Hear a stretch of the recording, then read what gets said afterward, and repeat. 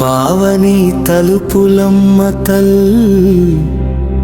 కరుణామై మాపై దయ చూసే తల్లి.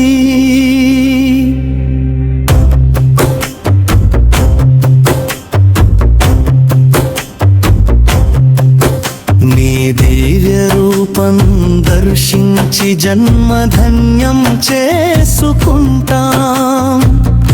అమ్మ మాకు రక్షణగా నిలవమ్మా.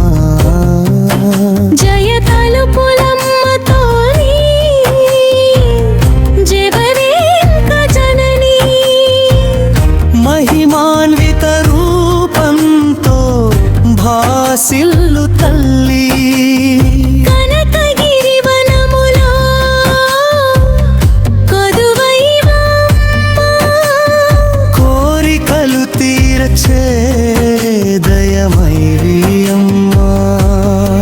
నిత్య పూజలందుకునే నిజమైన దైవం. దుష్ట శిక్షణ శిష్ట రక్షణ నీకు సహజం. అనాథలకు అండగా నిలిచే తల్లి,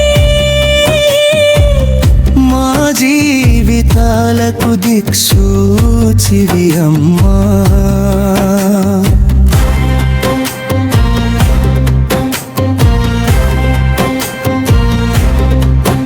నీ దివ్య దర్శనం కోసం తరలి వస్తాము.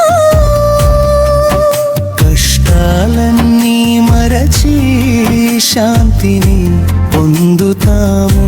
తలుపులమ్మ తల్లి నీ దీవెనలు మాకు కావాలి.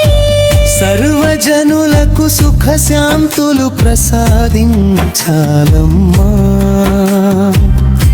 ప్రకృతి ఒడిలో వెలసిన పవిత్ర స్థలం. భక్తుల పూలిత కొలి రూపంలో దేవిస్తాము. పాపద వేళలో ఆదుకునే అభయహస్తం. నీ నామస్మరణతో పులకించును మానవ హృదయం. భక్తి భావనతో నీ సన్నిధికి చేరుతాము. నిత్యము నీ కృపకై వేడుకుంటూ జీవిస్తాము. తలుపులమ్మ తల్లి మాకు శక్తిని ప్రసాదించు. లోకక్షేమం కొరకు నీ దీవెనలు వెదజల్లు.